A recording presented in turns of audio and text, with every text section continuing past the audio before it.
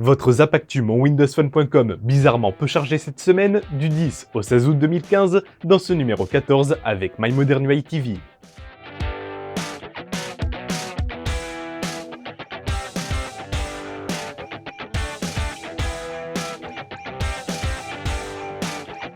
Allez, commençons ce zap par l'annonce de la disponibilité cette semaine d'une nouvelle build de Windows 10 Mobile portant le numéro 10512. Au programme, Microsoft évoque plus de 2000 corrections de bugs, y compris les plus gênants. Évidemment, comme toute preview, cette version n'est pas parfaite et contient toujours de nombreux bugs comme l'absence de partage de connexion internet ou la fermeture aléatoire des applications utilisant le son en arrière-plan.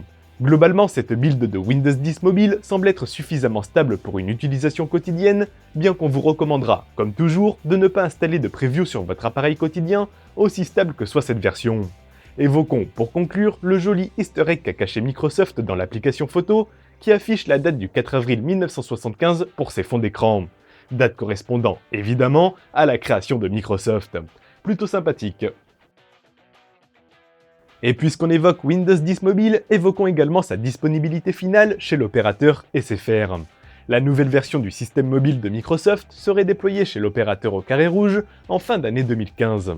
Bon, en soi, rien de bien nouveau, car en juin dernier, SFR annonçait déjà un déploiement pour octobre voire novembre 2015. Rappelons cependant que cette date concerne les Lumia achetés chez SFR uniquement. Il est donc fort probable que la disponibilité de Windows 10 Mobile sur les terminaux nus, autrement dit ceux achetés sans opérateur, intervienne bien avant. Décidément, Windows 10 Mobile est désormais au cœur des attentions et on continue donc d'évoquer sa disponibilité, ou plutôt sa non-disponibilité cette fois-ci, sur les terminaux Windows Phone 8 de marque Kazan. En effet, bien que Microsoft ait annoncé que tous ses Lumia sous Windows Phone 8 bénéficieraient de la mise à jour vers Windows 10 Mobile, l'éditeur ne s'était pas prononcé pour les autres constructeurs de Windows Phone. Et il semblerait que le petit constructeur Kazam n'ait pas prévu de mettre à jour ses terminaux Windows Phone actuels vers Windows 10 Mobile, pour des raisons de coût, on imagine. Une situation regrettable car finalement, si on souhaite la meilleure expérience Windows Phone sur le long terme, nous sommes obligés d'acheter des Lumia malgré la présence de concurrents. Espérons en tout cas que les autres constructeurs de Windows Phone tels que Samsung et HTC mettent à jour leur Windows Phone 8 actuel vers Windows 10 Mobile. Comme vous le savez, le système Windows RT qui équipe quelques tablettes tournant sous processeur ARM ne passera pas en version 10 mais bénéficiera malgré tout d'une mise à jour mineure en septembre. Bien que le contenu de cette mise à jour ne soit pas réellement connu, nous savons qu'elle intégrera un menu démarrer et un écran de verrouillage similaire à ceux présents dans Windows 10. Et cette semaine, nous avons appris par le biais d'un responsable de Microsoft la non-compatibilité de Windows RT avec les applications universelles de Windows 10. Une bien triste nouvelle puisque c'est en quelque sorte le dernier coup de massue que pouvait encaisser Windows RT, déjà bien au fond du gouffre. Malheureusement, Windows RT sera donc bel et bien un Windows Phone 7.8 bis, à savoir un système qui bénéficiera d'une petite mise à jour pour faire plaisir, mais qui sera oublié par les développeurs ainsi que par Microsoft. Dommage. Seulement 5 jours après la première mise à jour cumulative de Windows 10, une seconde mise à jour cumulative a frappé à la porte de Windows Update. Contrairement à la première, orientée correction de bugs, cette seconde mise à jour se concentre uniquement sur la sécurité du système et de Microsoft Edge. Un patch a ensuite été distribué quelques jours après via Windows Update, apportant une amélioration sur l'accès au Windows Store et à l'application courrier, qui posait problème à certaines personnes suite à la première mise à jour cumulative. Et pour terminer sur les mises à jour, notons que le déploiement d'une troisième mise à jour cumulative a débuté en ce début de week-end, sans indication supplémentaire sur son contenu.